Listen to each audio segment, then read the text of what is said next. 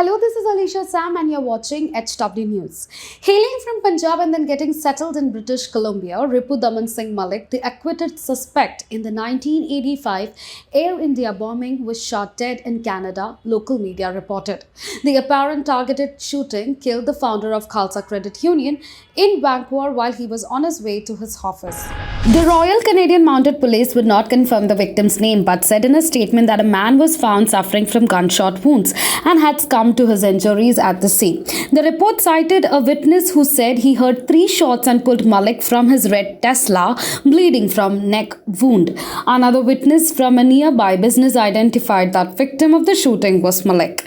This appears to be a targeted shooting, said Constable Sarabjit Sangha, adding that a vehicle believed to have been driven by the shooters was located a few kilometers away, fully engulfed in fire. After setting the blaze, it's like the shooters fled in another getaway vehicle that police are now searching for, she said. Malik began his career as a cab driver when he immigrated to Canada in 1972. He then rose to the position of president of Vancouver's Khalsa Credit Union, which has 16,000 members and over $110 million in assets. Malik served as the president of Satnam Education Society in British Columbia, Canada, and oversaw the operation of Khalsa schools that included instructions in Punjabi and Sikh history in addition to the Canadian curriculum. Daman's link with the AI 1985 bombing.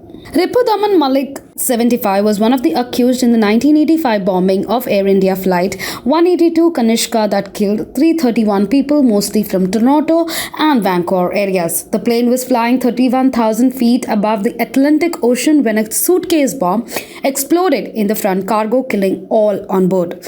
Another bomb was meant to be planted in Air India flight scheduled to take off from Japan, but it exploded at Tokyo's Narita airport, killing 2 baggage handlers. Investigators in Canada suspect a suitcase bomb was carried aboard a jet at Vancouver International Airport, moved to Air India Flight 182, which denoted off the coast of Ireland, killing 329 passengers and crew, and then dropped off at another place in Toronto. 2005 saw the exoneration of Malik and his co-accused, Ajay Singh Bagri, from charges of mass murder and conspiracy. Before found not guilty, Malik was imprisoned for 4 years.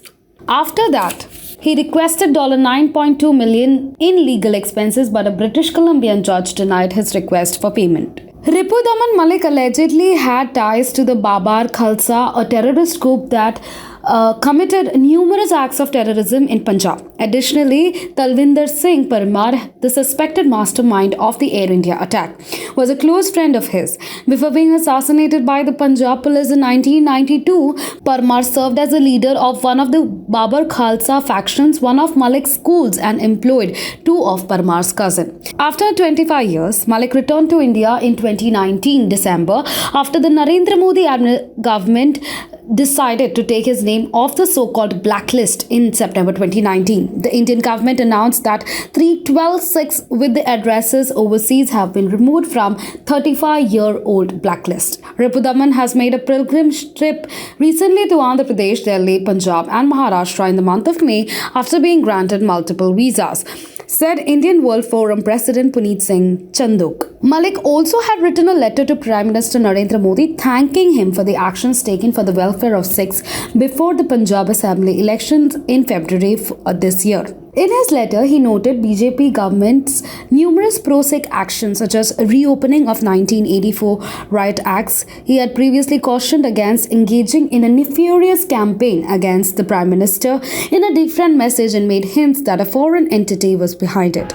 Later, the BJP had included a reference to his message on the party's website front page alongside a photo of him visiting the Golden Temple in 2019. That's all for the update. For more such update, keep watching our channel HW News. Whatever your views are, do let us know in the comment section below. Take care of yourselves. Thank you.